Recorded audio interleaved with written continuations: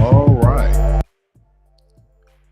So we're going to cover a couple of topics today in the news. There's been a lot going on. There's always a lot going on. So we're just going to do a rough run through very quickly. Some of the stories we're going to cover, some of the stories we're not going to cover, just to kind of give you guys a heads up. Of course, the war between Ukraine and Russia is still going on. I mean, no big news to Black people, but that's essentially what's going on. They're stating out of Moscow, out of the Kremlin, that there was a drone attack to try to assassinate Putin. Now, Ukraine, they're stating that that is false. That is some sort of propaganda that Russia has put out. And I'm quite confused about this. You guys that are at war, why wouldn't I try to take out your leader? Why wouldn't I try to take out your commander in chief? Why wouldn't I try to take out your president? I don't understand that. I mean, even if it's false or fake, yeah, we try to take them out. Now what? I mean, what's the big deal? That's what happens in war. You're trying to defend yourselves. Russia is on the offensive. Ukraine is on the defensive. So I'm trying to figure out what essentially that's all about. Okay. A lot of news has been coming out about the Texas mass shooting suspect. They were stating how a lot of the people who have been allowed in the country illegally, south of the border, are some of the mass killers that we have in America. I don't know how true that is. That is speculation around that particular issue. We understand the condition between the condition about Jamie Foxx. We're going to cover that. We're going to briefly go over Dylan Brooks. There's just so much going on in the news now. We understand that JP Morgan and Chase has bought up this particular bank that fell out of order, that the FDIC had to pretty much put them out the business and retain it until another bank came along and bought them to recoup some of their money. Germany and Italy are now in business together to eradicate the mob between the two countries. Okay, they've done a lot of raids, arrests, and seizures of certain property. And Oklahoma sex offender fatally shot his wife, her 3 kids, and 2 teens before taking himself out. Okay, so again, we're going to cover some of these stories, but let's first start off with the Italian mob. Okay, it states here on NPR, Germany and in Italy clamped down on Italian mob with raids and arrests. Now, police across Europe arrest dozens of people, raided homes, and seized millions of euros in assets on Wednesday, and coordinated a crackdown on Italy's organized crime syndicate, one of the world's most powerful, extensive, and wealthy drug trafficking groups. See, some of the largest drug dealers, some of the most powerful and most vicious criminals in the world wear suits. And I'm not just stating they're from Italy, I'm talking about from around the world, and they are the exact opposite color of you. So you know the opposite color of black is, you get it. But nonetheless, that's what we need to understand. But the powers that be, the media in America tries to make the face of violence, crime, and drugs in America to be black, which we know that's not true, because even them cannot go against their own numbers, which the FBI releases each and every year. The FBI releases these numbers of who's the most violent criminals, who's doing the most crimes in America, and it's always been the dominant society, aka Anglo-Saxons. So that's what's important here. But yeah, so Italy and Germany, they're getting together and they're trying to take down these particular Italian mobs. I don't know if it's one of the so-called 5 families that people are aware of or that they know of. I don't know that information. But again, you can see they're even trying to eradicate some of this crime throughout the European region. Okay. Now, Dylan Brooks. Now, I'm with some of the people. I'm not a big fan of NBA. All in all, I have my team, you know, the Wizards, so to speak, but I barely watch them. They're just not that exciting. But watching the Grizzlies go against the Lakers was a good series, in my opinion. And now we're even in a better series when it comes to the Lakers and Warriors. But Dylan Brooks, he was going against LeBron, and he was trying to get LeBron's head, calling him old, saying all sorts of things, kind of getting in some, you know, little chipping match here and there while they're playing ball, getting in each other's face. And I guess the league didn't like that. I guess the investors didn't like that. They said, who's a bigger cash cow, Dillon Brooks or LeBron James? So when it comes to that, family, they had to cut the fat. So the Grizzlies are not bringing Dillon Brooks back. That's because the investors. Now, I don't know of Dillon Brooks' professional basketball prowess. I know he was there before Bane and Ja Morant. So he was kind of like the starting foundation of them bringing on younger, newer squad that's, more energetic, going out to get it. But he didn't do well in the series. But everybody has a bad season, right? Most stars, most basketball players have a bad season. Is that large enough for him not to be signed or yet again released from the NBA where no other team signs him just because he gave LeBron James a hard time? This is the fiasco that people are referring to. It states here, and the underscore says Dillon Brooks of the Memphis Grizzlies sits on the bench against the Los Angeles Lakers in the second half of Game 6 of the Western Conference first round playoff. So he's sitting the entire second half right there on the bench, and he was one of the starters. Now he is out of a team. Now, the writer states, for me, I think this is bull crap. This guy who writes on the Paper Route podcast, he said, I'm an athlete. I guess if you offend LeBron, everybody gets mad. I guess when you compete against LeBron, everybody gets mad. Yeah, he got a chip on his shoulder. Yeah, he may say some things, but he ain't the first player to do that. Ron Artest did it. I did. Draymond Green does it. I don't agree with them coming out and saying this. I've been in those shoes when people try to demean your character and say these certain things about you and don't understand that this guy just like playing the game a certain type of way. Is he the most talented player? No, but he competes. He's in the NBA for a reason. Exactly. He got into the NBA on his own physical prowess of playing the game of basketball. And as he stated, you have your Draymond Greens, you had your Dennis Rodmans. Come on. See, if you're not a well-liked player, I guess you have position and power in this particular game, because now the series against LeBron and Steph Curry, which everybody loves LeBron and everybody loves Steph Curry because of their basketball acumen, because of their talent, right? Because they are exciting to watch. Now, if Dillon Brooks was a more profound player, maybe like a Ja Morant, but even with that, Ja Morant haven't really been in the league that long enough, but he has a large audience of young basketball players behind Ja Morant, which Dillon Brooks doesn't. He's kind of labeled now the bad boy of basketball only because he gave LeBron James a hard time. Listen. I don't know these athletes. I don't care too much about them. They are exciting to watch. I watch the playoffs. I barely watch the regular season. But do I believe that this guy should be out of a job simply because he gave LeBron James a hard time? Hell no. Absolutely not.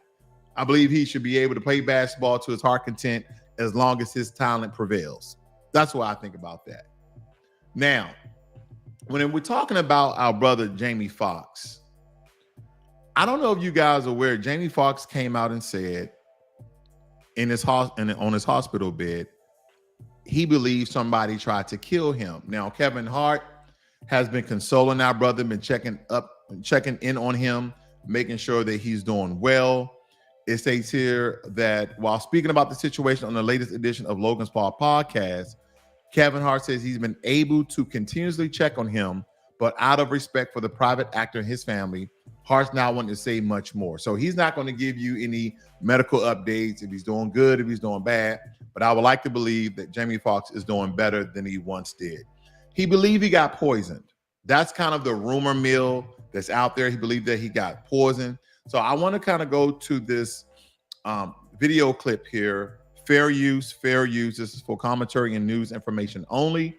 So I want you guys to hear this as I heard it and tell me what you think. Jamie was hospitalized. Give me 1 second here. There we go. The police visited Jamie at the hospital because someone tried to take his life. After news of Jamie Foxx's recent health crisis hit the internet, we were confronted with more shocking information about the entertainer's life that many people were unaware of. Different theories are now spreading on social media about Jamie's hospitalization. From people claiming that someone's trying to send a message to Jamie because he tried to stand up to the Hollywood elites and others. Now, there are some things that Jamie Foxx said about the Hollywood elites and things that occur in Hollywood. Number one. Now, this next rumor that they're going to say kind of struck a nerve with me because I've always thought of Puffy essentially when he started meeting with billionaires as a Hollywood elite. But I want you guys to listen to this.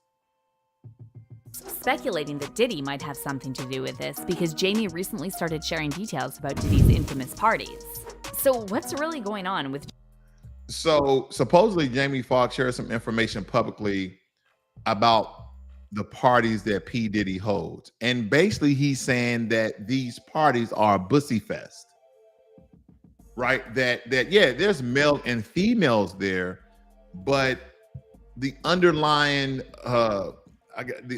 agenda, so to speak, is for people within a certain community, the alphabet community, to engage in, sexual activities. And he came out and stated that because I'm pretty sure that the brother was approached. I'm pretty sure he was looking at the atmosphere. Let me tell you a story. I want to think I was around the age of 25. I was back home from the military. I think I was on leave. And no, I'm sorry. This was younger than that. I was in college at the time. And a buddy of mine, I'll just use his nickname. They call him Campfire. And another buddy of mine called Chris. Chris invited me and Campfire to this club. And I think it was like a Tuesday or Wednesday night. And it was in downtown DC. I'm originally from DC, so it was in downtown DC. And we went inside the club. We went directly to the bar because we know how places can get. Let's go ahead and get a couple of drinks. So we grabbed two drinks or whatever. We head to the dance floor and we just sipping our drinks and we see women, we see men. Then we started to notice because the lights was down low. There was a purple sort of haze around the audience. And we're just standing, by the wall like men do. And we started to notice, men and women dressing very provocatively. Oh man, look what she got on. Yeah. Wait a minute. Hey, what? Wait a minute. He has his ass out. Wait a minute. And we start to notice all of these couples were same-sex couples.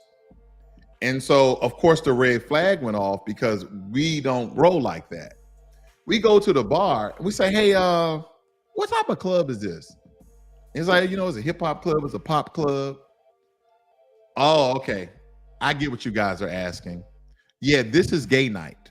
Huh? What? So it's a straight and no. Tonight is gay night. So I can understand Jamie Foxx and him stating those things because understanding the atmosphere, how certain men and women are dressed can alarm you to the fact of the environment that you are congregating in, if that makes any sense. So I totally understand. But the rumors are that someone tried to poison Jamie Foxx because he spoke out against Hollywood elites. And some people believe some of them Hollywood elites kind of, dwell within the P. Diddy space, within the Bussy Fest stage, right?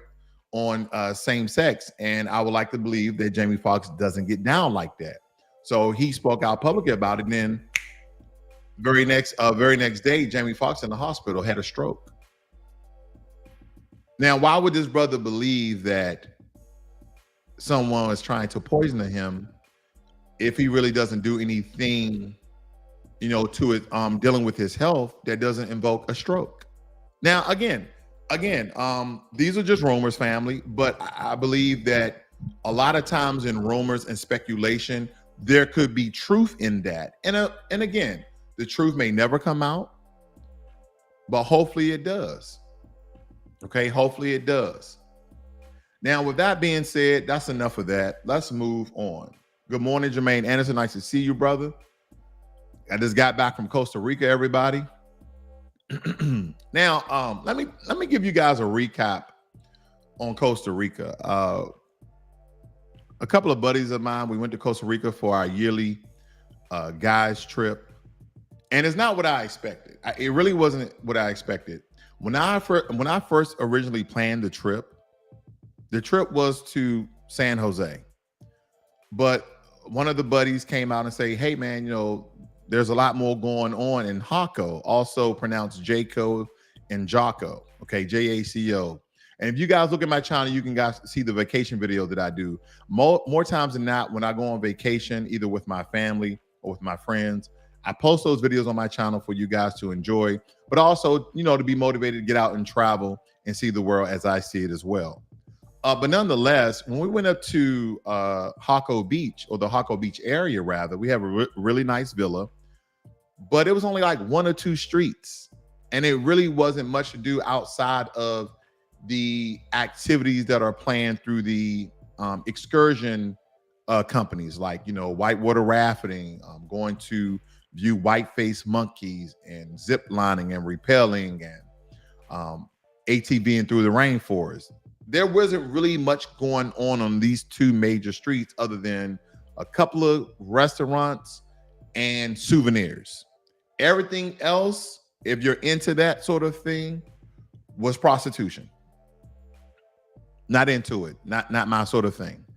But nonetheless, that's what was going on. Now, we did break our vacation early in the Jaco Beach area to go down to San Jose, or up to, I always forget which direction. I think it's down to San Jose. But anyway, to kind of get that experience. And the only 2 nights we were there, we had a really good time. We went to go see an active volcano called Poas Volcano, or some people like to pronounce it as Poas because it's spelled Poas. That was a good time. We didn't do too much, but the food was much more delicious. And let me tell you, the food in Jaco Beach is just our experience, and we ate at different places because we was up there for around 4 to 5 nights. It was horrendous. The food wasn't nasty. It was very, very, very bland. Now, last year we went to Colombia. The food was very delicious. When my wife and I, we went to South Africa a couple of months ago, the food was very delicious. So going to a Latin country and receiving bland food, it was kind of weird for us. But anyway, that's kind of my experience. So let's move on. What's going on, Jay the Informant? Nice to see you, brother. Now, as you guys know, First Republic Bank has went down, just like the 2 other major banks has went down this year. And I want you guys to follow the trend of these banks going out of business and who is benefiting from these banks going out of business. Now, let's listen to a little bit of this video clip so you can guys get a foundation of the conversation. Fair use, fair use. The banking system is safe and sound. President Joe Biden hailed actions taken by regulators over the weekend to facilitate the sale of First Republic to J.P. Morgan Chase, resolving the 2nd largest bank failure in U.S. history. All depositors are protected, and the taxpayers are not on. Okay, this is false. Now, first, he said the banking system is safe, even though we have already had 3 banks to fail this year. Sounds like a trend. Number 2, the feds have yet again raised the rates. Banking system safe. Doesn't seem safe. So when we look at these things, family, you hear one thing, but you're noticing and witnessing and reading and getting information about other things. This is how white supremacy tells you one thing. Fine, man, what does it got to do with goddamn white supremacy? Because they tell you one thing while telling you another, and both are true. And some of you may say, well, 2 things can be true at the same time. That's absolutely. But when they are in contradiction of one another, oh, the banking system is safe, but we had 3 banks to go out of business in 1 year.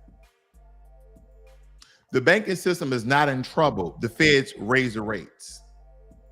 Then the third thing he said, there should have been the red alarm for everyone, is every depositor's money is insured and backed and safe.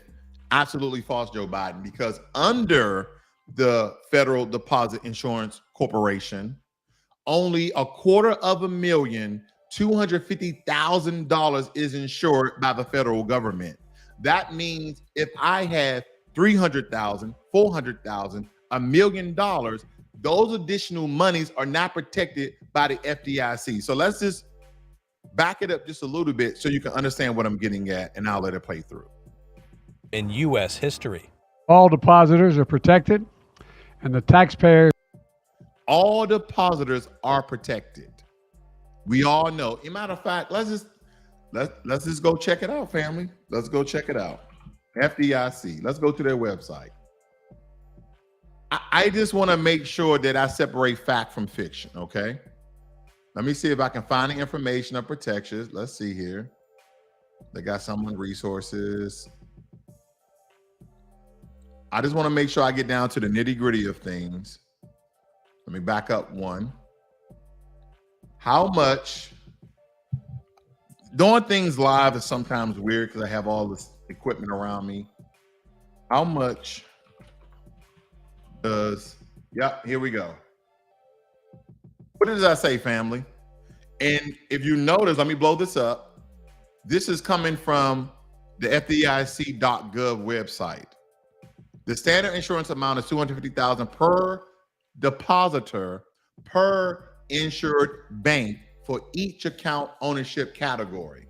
So yeah, they can, if you have 250 in savings, 250 in checking, then that's secured. But if you had 300,000 in checking and 400,000 in savings, then those additional monies you absolutely lose out on. The federal government is not backing your money. So that is what in reference I was referring to.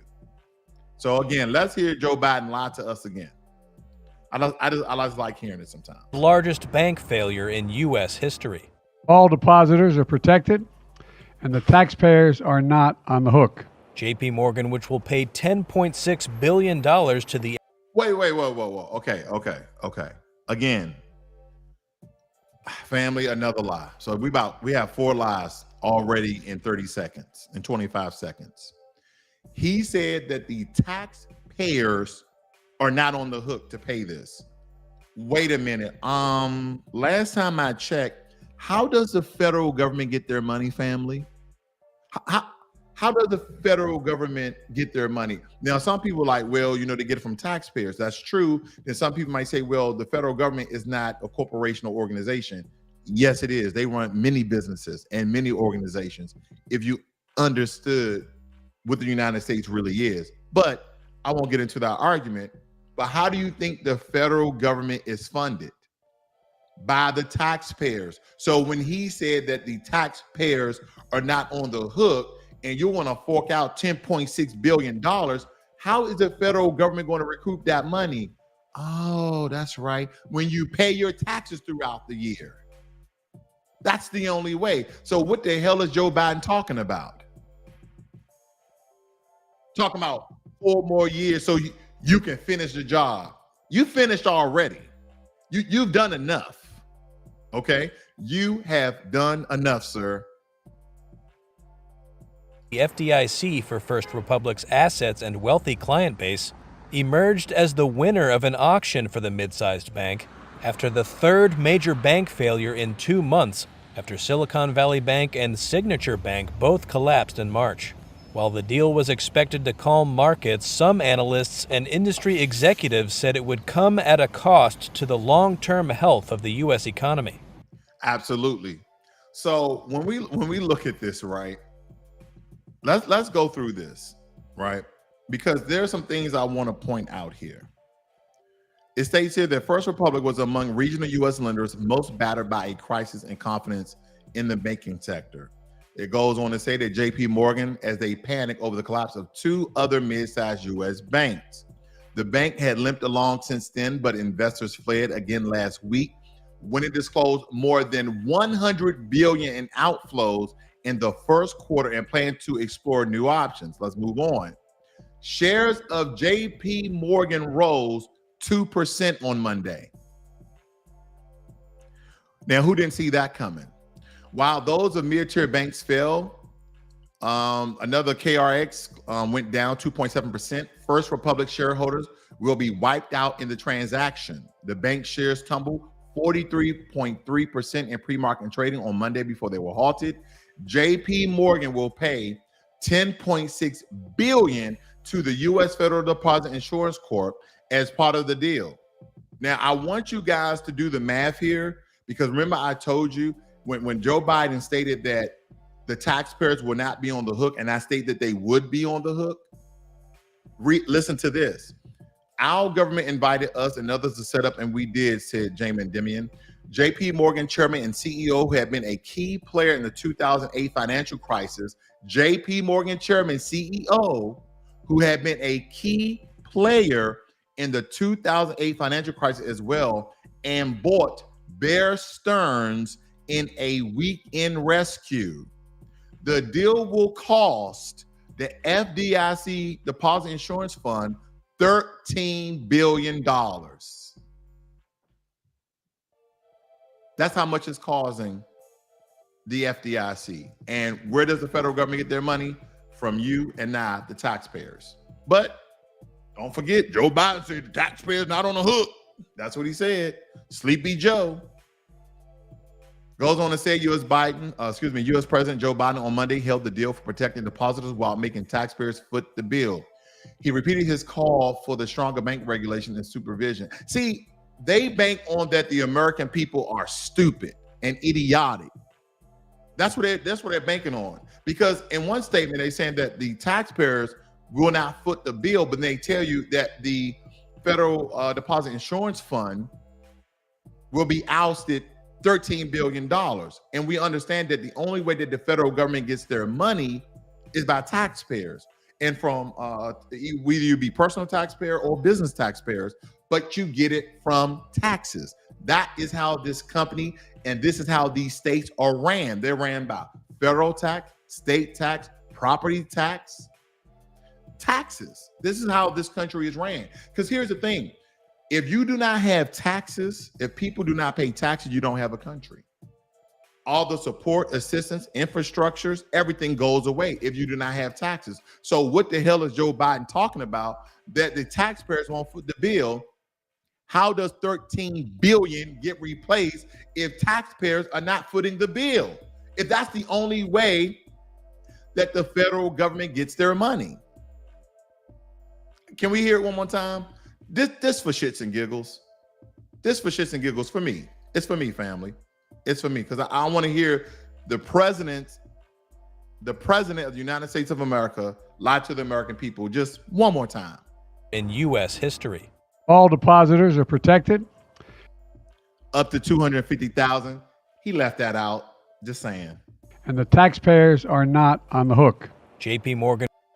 Even though the federal government is actually funded by the taxpayers. I digress, family. Now, let's go a little bit deeper because I think this is really important. We're going to dive into JP Morgan & Chase very quickly. This is not a deep analysis of the bank. I'm not saying that JP Morgan & Chase is sinister or nothing like that. They're just doing business as America allows it, right? Because America, we don't like big monopolies, and that's why we slowed down Amazon and Walmart. And that's why we allowed Amazon to traverse the world and be in all other sorts of markets. And now, majority of places that people can afford is Amazon. And then what does Amazon do in the midst of Amazon.com?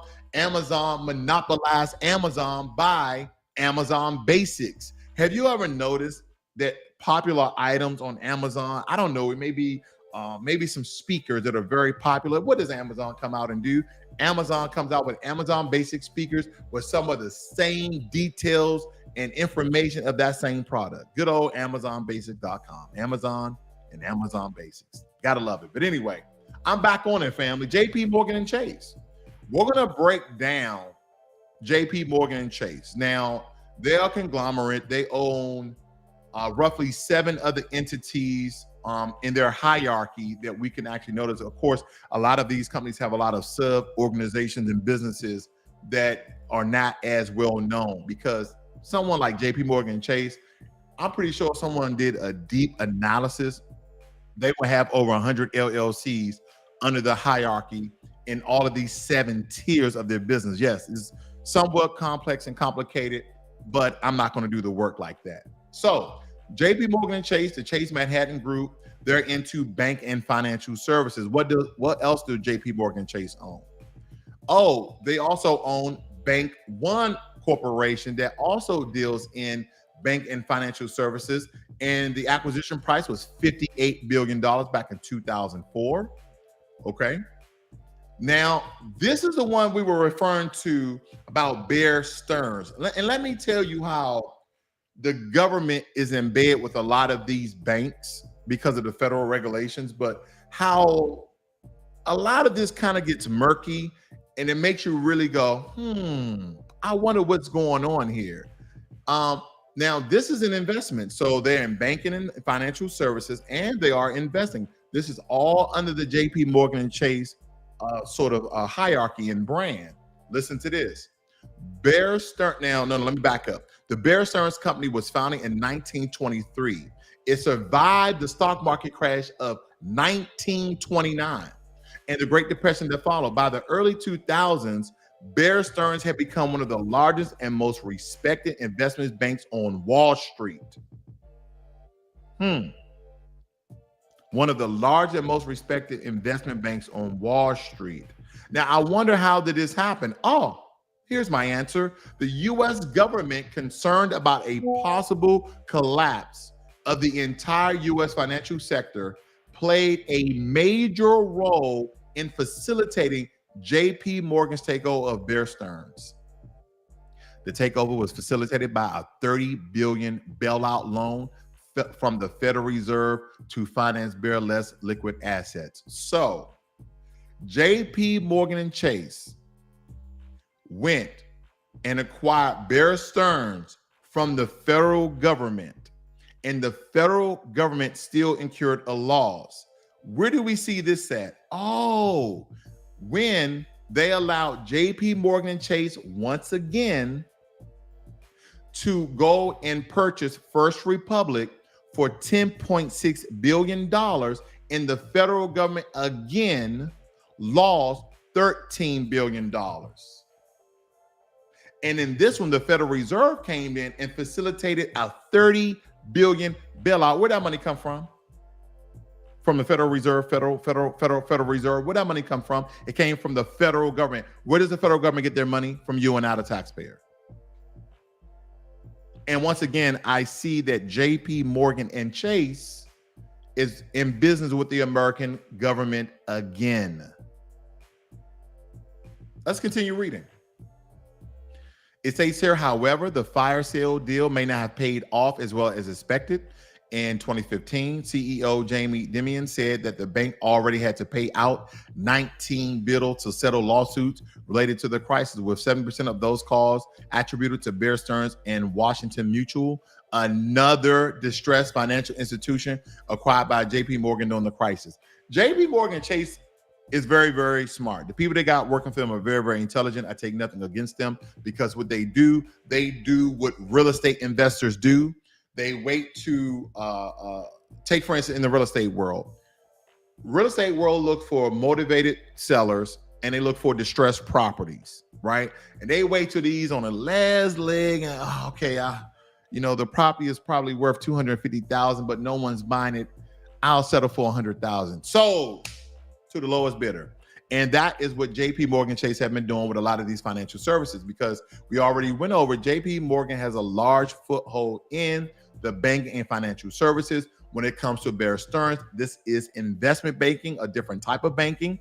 And when we go over to Washington Mutual Bank that JP Morgan Chase also owns, we're looking at Savings and Loan Association. That's what we're looking at. Wait a minute. Is there some more information dealing with the government? There's no way. Like Bear Stearns, Washington Mutual succumbed to the stresses of financial crisis, suffering a wave of deposit withdrawals that ended in its takeover by the FDIC. It marked the biggest banking collapse in U.S. history. So in September of 2008, JP Morgan acquired Washington Mutual's banking operations from the FDIC for $1.9 billion. The deal made JP Morgan the largest depository institution in the country.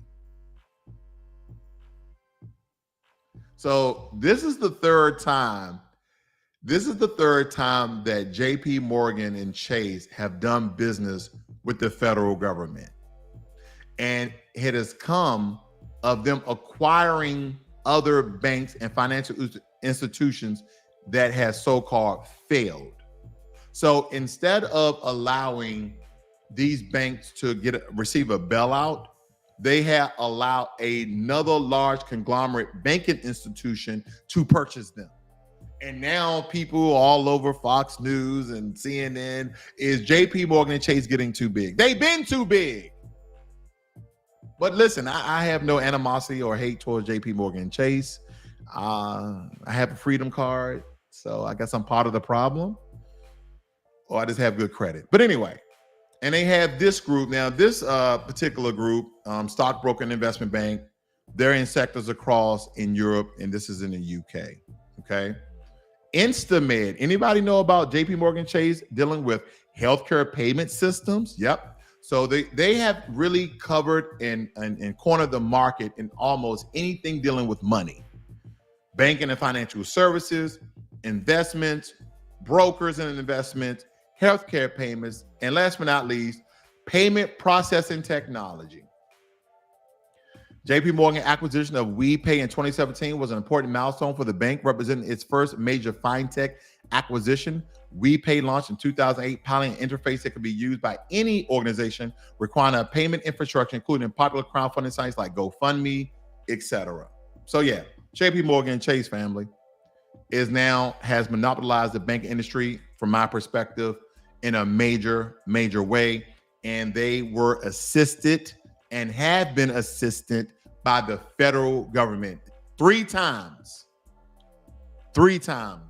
they have allowed JP Morgan Chase to come in and scoop up all the funds. Okay.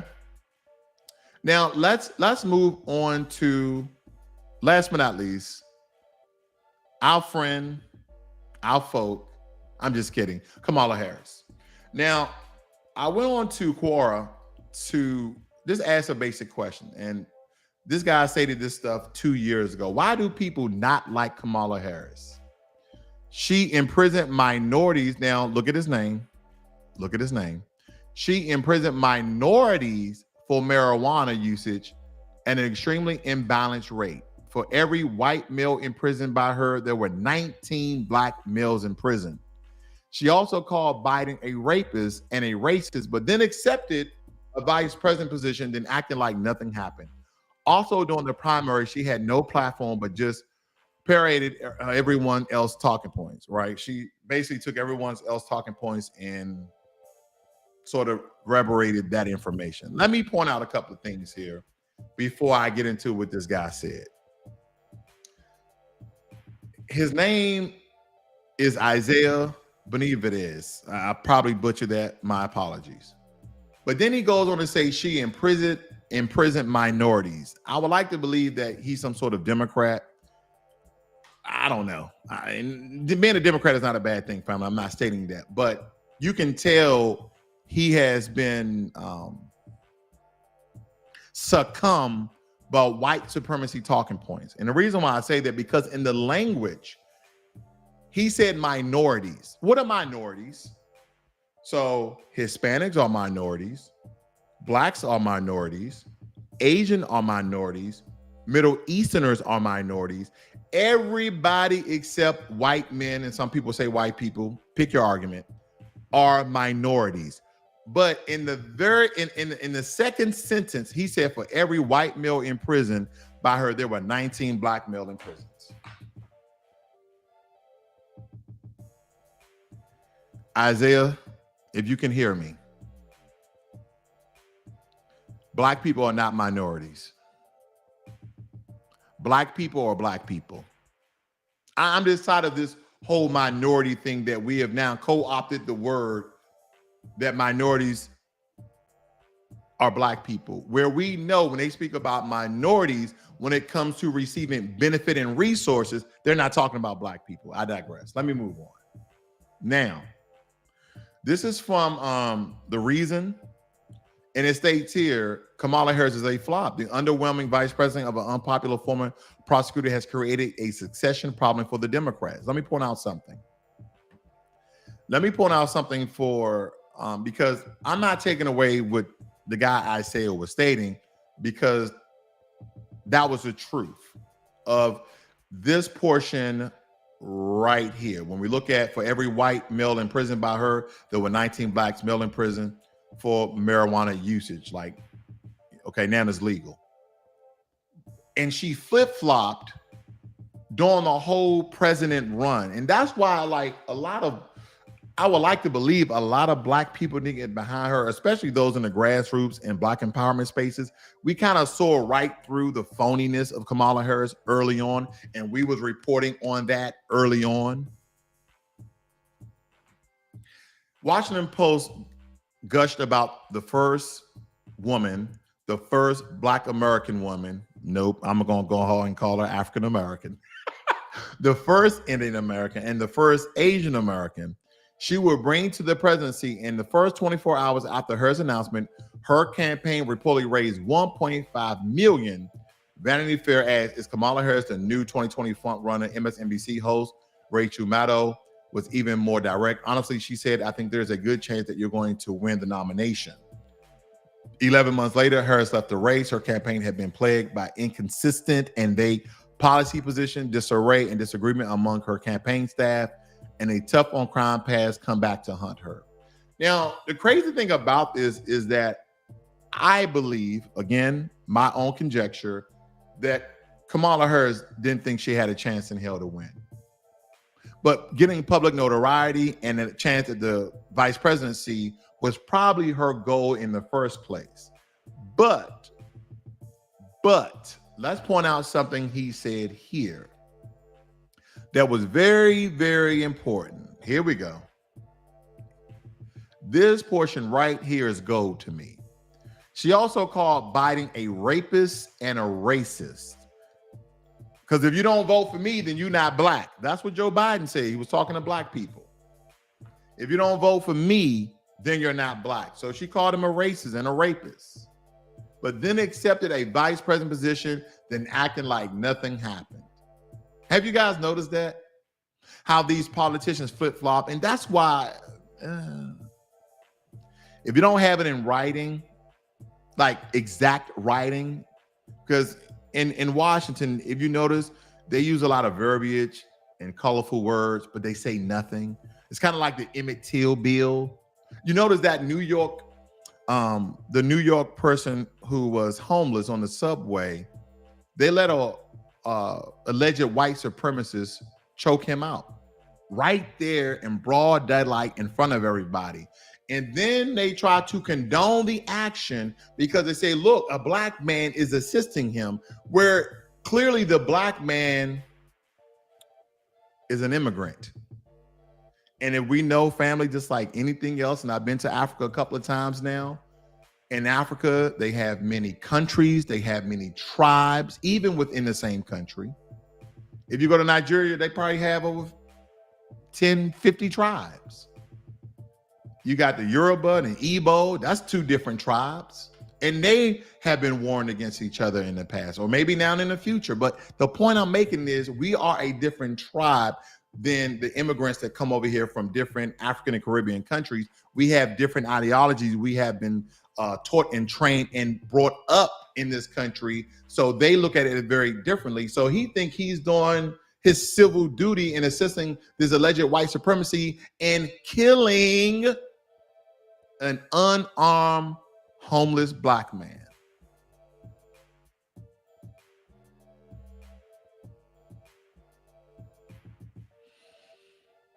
That's where we are, family. That's where we are. And we have Kamala Harris. Joe Biden stated that he was going to run again at the age of 80, which, hey, if you're healthy, I've seen people live to 110 years of age. So that really doesn't matter. But the point to you and I is, what has Joe done for you? What has Joe done for us? I know where you're going to come at. You're going to come into nothing and nothing at all. You're going to come to nothing and nothing at all. Let's move on. Nobody wants to work for Kamala. This is the last one, because a lot of people have been quitting, turning in their resignation because they do not want to work for Kamala Harris. I don't know if this is a big ploy so they can undermine Joe Biden so he doesn't run again, or if he does run again, he won't have a chance in hell, because I've never seen a president run for a second term and switch out his vice president. I'm not saying that has never happened. I've just never seen it in my lifetime. So this would be huge if he takes on another vice president, because the unpopularity of Kamala Harris. I'm just saying. So these are definitely something to look at, okay? So National Review says, we're less than a year into Kamala Harris' term as vice president, and it's already a labor just to collect all the ways in which she is bad at her job and the target of sniping even from her own administration and her own ideology allies. And it says, for example, Charlie Cook, Jim Garrity, Michael Brendan Daughtry, and from my own writings, all compelling these failures. Democratic pundits are already running through the stages of the now and bargaining. Maybe she will agree to Supreme Court appointment to get her off the ticket. Maybe if Biden can't run again, we can get Pete Buttigieg to be her running mate or set him up to challenge her in the primary.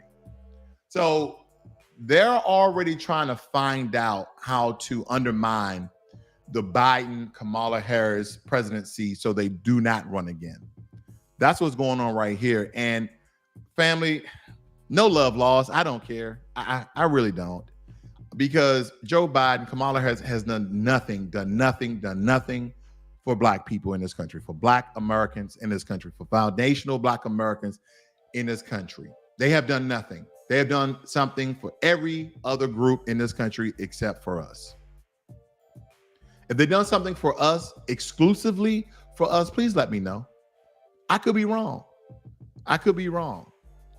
I've seen all sorts of monies continue to go to the different Native American tribes, the 500 federally recognized tribes. Not hating on their come up. I'm not hating, but I'm watching. I've seen Asian Americans get a crime bill of protection and monies to support that crime bill. Not hating, but I'm watching, because we have yet to get that. They stated that during the year from 2020 to 2021, they had a major raise in crime and violent crimes against Asian Americans, and that they need an anti-Asian hate crime bill to support that, so people are persecuted and prosecuted to the full extent of the law, because you are hurting and killing Asian people simply because they're Asian. Absolutely. Take my hat off. What about Black people? See, family, we can't have nobody else to go to fence to fight for us. When we try to co-opt into these other movements that are non-Black, they take the energy, they take the spirit of Black folk, and we're always the scapegoats. We're always the sacrificial lamb for other people to get legislation passed. But when it comes times for us, none of those things occur. We don't have people stumping the ground in large numbers and putting pressure on these political pundits to do the right thing by a people who have been persecuted and oppressed from the dawn that this country has been created by the system of white supremacy. When people say, oh, I'm not pro-Black, I'm pro-life, good luck. Because let me tell you something about these other people. They don't need to come out and say it verbally. They don't need to do that. You know how they do it? They come out in action.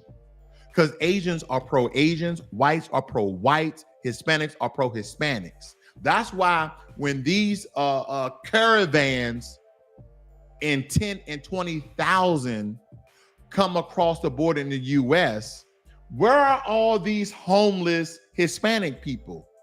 That's because they don't exist. For one, they have the federal government to support them in housings in Black neighborhoods.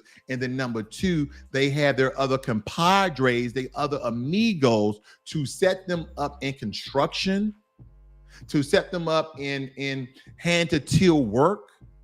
where they come over already having jobs. And here you are, been a citizen of America for such a long time, 10, 20, 30, 50 years. Your family, your lineage, your history is all right in this country. You have a piece of paper from one of these colleges and universities, and you still can't get a job. And a lot of these immigrants come over here from south of the border, and they start off making 80 to 100,000 just by handing some guy a couple of tools, carrying the wood back and forth from the truck, so on and so forth. You know why? Because Hispanic people are pro-Hispanic. I'm not saying that any of these groups are prejudiced or racist, but we know. But nonetheless, people are pro their people.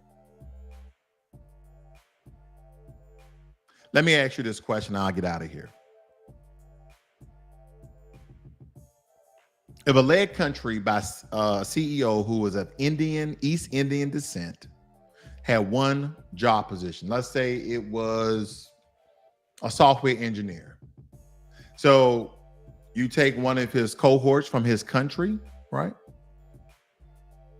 Only done 2 years in software engineering. I only have one certification in Raspberry. Let's just say that. But you have 10 years. You have 2 degrees in software engineering. And not only do you know Raspberry, but you know Python, and you know SQL, and you know Linux, and you know HTML, and you know Java, and you know Strip. You get what I'm getting at. Who do you think he's going to pick? Even though you're well qualified, but you look like this. Who do you think is going to pick? Just saying. I'm just saying. Thank you all for joining me this morning. I see Jermaine Anderson. Thanks again for moderating, sir. Jay the Informant, he states that I'm not surprised. No one is. But thank you for supporting me. If you're not a subscriber of Blacklogic, please do so. Hit the notification bell, hit the like button, and I'll see you guys on the next one. Peace.